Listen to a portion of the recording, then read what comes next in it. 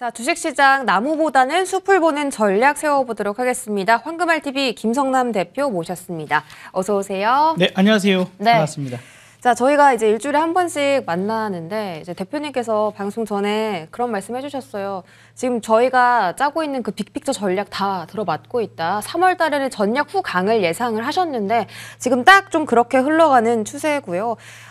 지금 너무 그 걱정해야 되는 매크로 이슈들이 많습니다. 은행 그 파산 사태들이 좀 있는데 이제 계속 그 정부에서 그리고 각국 은행들에서 우리가 유동성 지원해주겠다라고 하면서 어느 정도 지금 그 악재가 좀 소화되고 있는 모습이죠.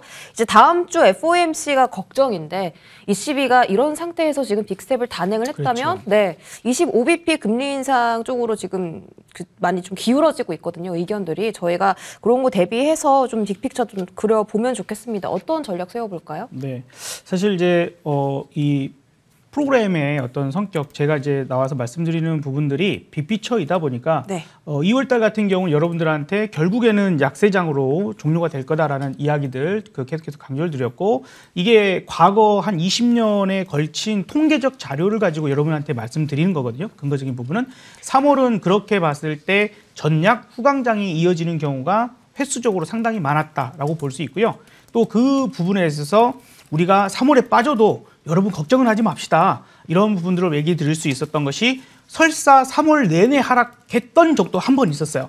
4월 초에 저점 찍고 4월 내내 강세를 만드는 이런 부분들이 있었기 때문에 지금의 이슈들, 그러니까 항상 뭐 작년도, 재작년도, 그 3년 전, 4년 전, 5년 전, 10년 전, 20년 전에도 항상 이슈들은 있죠. 그 이슈들의 내용들은 바뀌는데 신기하게도 시장의 흐름은 그 부분들을 크게 벗어나지 않더라는 것들, 이런 것들도 우리가 한 번 정도는 머릿속으로 생각할 필요는 있는 것 같습니다.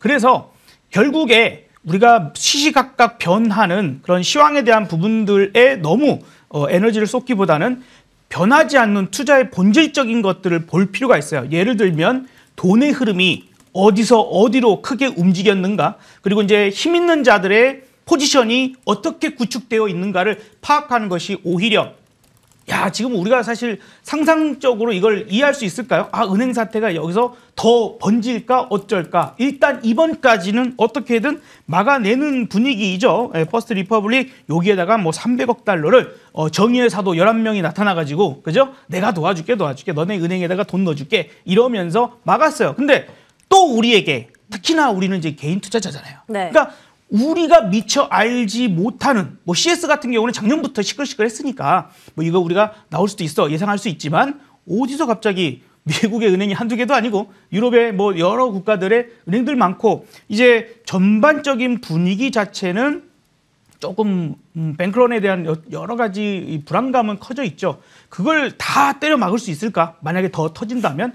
그래서 그런 부분들이 나오면 또 좋지 하고 나오면 좋지 하는데, 시장은 또 그럴 때 또 한번 푹 빠졌다가 다시 올랐다 푹 빠졌다 다시 올랐다가 이런 부분들이 반복될 거예요. 그런데 여기서 떨어질 때, 어제까지는 전저점을 깼죠. 코스피 전저점을 깼는데 이제 그런 이슈가 터졌을 때 전저점을 깰 거냐 안 깰 거냐, 이제 그것만 보면 됩니다. 전저점 깨지지 않고 밀려도 반응을 또 올라갈 때 정고점을 높이는 상황이라면 이번에 은행 사태에 대한 여러 가지 우려감들은 어느 정도 시장이 이제 적응하기 시작을 했어. 어찌됐건 이제 투자자들 입장에서 믿음이 생기기 시작하는 거죠. 사고가 터지면 연준이 막든 누가 막든 막아줄 거야. 그러니까 이런 포인트. 그래서 결국에 큰 흐름에서 결국에 그러면 연준이 사실은 너네가 잘못해가지고 지금 이런 사태를 만들었으니 금리 인상 어느 정도까지 할래? 근데 여기서 갑자기요, 어찌 보면 다음 주에 금리를 갑자기 동결한다. 네. 이것도 사실은 시장에 혼란을 줄 수 있어요. 물론 이제 예상을 하는 사람들도 있기는 하지만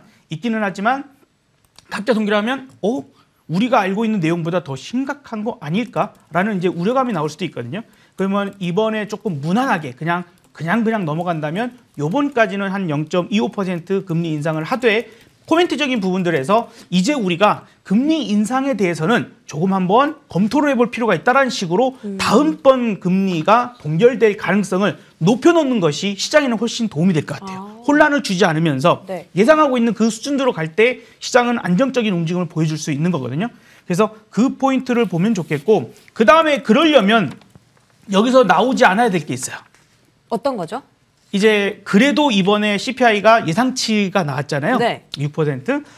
그러면 그런 부분들에서 이제 인플레도 이제 너무 걱정할 단계. 그러니까 다시 나빠져라는 정도만 안 나오면. 그리고 이제 고용이 꺾이는 모습을 좀 보면 좋은데 네. 사실 어제 발표됐던 주간 실업시장 청구 건수가 19만 2천 건이 나왔죠. 그 전주만 하더라도 21만 1천 건인가 이렇게 나와서 고용이 이제 꺾일 수도 있겠다라는 네. 기대감을 좀 높여놨는데 다시 떨어졌네요. 네, 그게 조금 아쉬움이 있습니다. 그래서 4월 초에 이제 3월에 실업률이나 이런 것들이 나오겠죠. 그 부분들에서 아마도 어쨌든 전달 비교한 부분들에서 실업률이 약간 올라갈 수도 있겠어 하는 가능성은 높여놨다. 이제 그렇게 본다면 4월의 강세를 방해할 만한 요소는 현재 우리가 예상할 수 있는 선에서는 나오지 않을 가능성이 있고, 그래서 이제 우리가 FMC 정도에서 불확실성이 또 한 가지가 해소가 되면 되려 이제 연준 금리 인상 점점 못 하겠는데? 그럼 어떻게 할까요? 시장이 좀 오르겠죠? 근데 그 중에서도 또 이제 우리는 강한 거를 선택해야 돼요. 그렇죠. 다 오르지는 않을 수 있고. 네. 그러면 돈이 쫙쫙쫙 풀릴 때 어떤 게 제일 많이 올랐죠? 기술주, 우리 성장주라고 부르는 것들이 있죠. 그런 게 많이 올랐고, 긴축을 하면서 돈을 다시 회수할 때는 어떤 게 제일 많이 떨어졌어요? 기술주, 이런 게 많이 떨어졌습니다. 그러니까 그 흐름에서 봤을 때 우리가 금리를 이제 동결해요. 뭐 이런 흐름으로 간다라고 하면 아마도 다시 기술주. 그래서 어제 미국 시장도 그죠? 마이크로소프트를 비롯해서 이런 기술주들의 강세가 예상됐으니까, 그러면 우리나라도 마찬가지로 제가 여러분들한테 강조를 드렸던 6대 테마 있죠? 네. 6대 테마. 별명을 지고 싶어요. 네, 별명. 어떻게 지을까요? 육룡이 나르샤? 육룡이 나르샤. 네, 육룡이 나르시. 용이 이렇게 날아가요, 지금. 근데 오늘 6대 네. 테마가 전부 강세입니다. 그러니까 네. 오늘 시장 전반적으로 흐름이 좋지만 그 6대 테마 자체가 가장 좋은 흐름을 보여주고, 오늘도 어제도 로봇 가장 좋고요. 챗봇도 오늘 은근히 왔다 갔다 하고 데이터 센터 모아 데이터 같은 이런 종목들이랄지 계속해서 우주항공, 그죠? 우주항공까지도 오늘 셉니다. 네. 흐름이 좋아요. 그래서 이 육룡이 나르샤는 조금 여러분들이 계속해서 지속 관심을 가지시면 좋겠고, 4차 산업혁명의 초입구잖아요. 그러니까 이것이 시간이 지나면 지날수록 이 6대 테마에 관련되어 있는 산업은 계속해서 성장을 할 수 있는, 뭐 2차 전지에 대해서 많이 물어보시는 분들 계시는데 얘네들이 좀 더 베이비죠. 얘네들이 아직은 좀 더 베이비인 것 같습니다. 네. 2차 전지는 조금 더 커서 청년 정도는 되지 않았을까.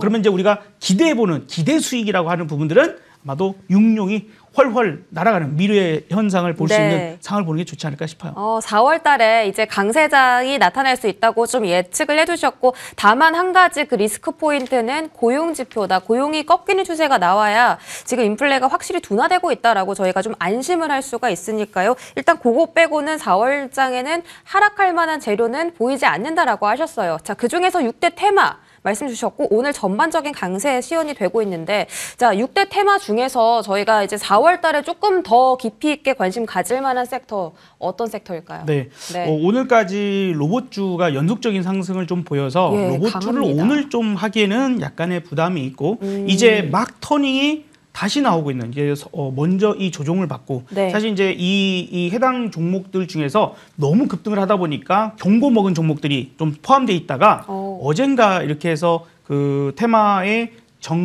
경고가 풀리고 주의도 풀리고 이렇게 정상적인 거래가 되는 상황이 되다 보니까 오늘의 강세를 만드는 게 아닐까. 그래서 오늘은 AI 관련돼서 쪽으로? 다시 한번 얘기를 좀 드려보고 싶습니다. 알겠습니다. 자, 6대 테마 중에서 관심 업종을 AI로 꼽아주셨거든요.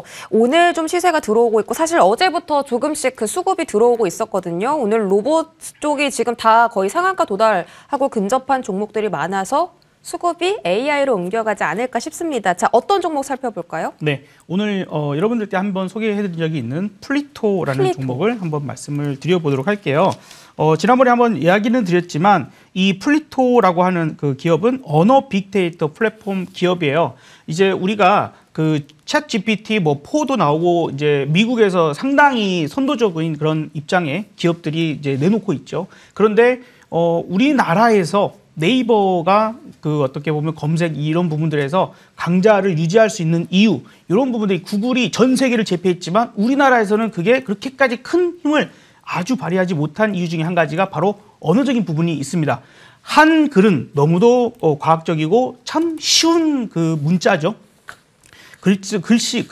문자로서는 상당히 쉬운 그런 문자이지만 한국말은 좀 어렵습니다. 한국말이 왜 어렵냐면 숨어있는 뜻들이 상당히 많아요. 그리고 표현을 한다 하더라도 사실 우리나라 문학 작품들이 노벨상 받을 만한 문학 작품이 너무 많다고 생각을 해요. 그러나 이것을 영어로 해석을 해요. 영어로 번역을 해서 그게 제출이 되다 보니까 영어로는 저 뭐 석양이 뭐 불타오르는 누르스름한 노르끼리한 뭐 붉은스름한 이런 게 그냥 레드, 옐로우 이렇게밖에 표현이 안 되거든요.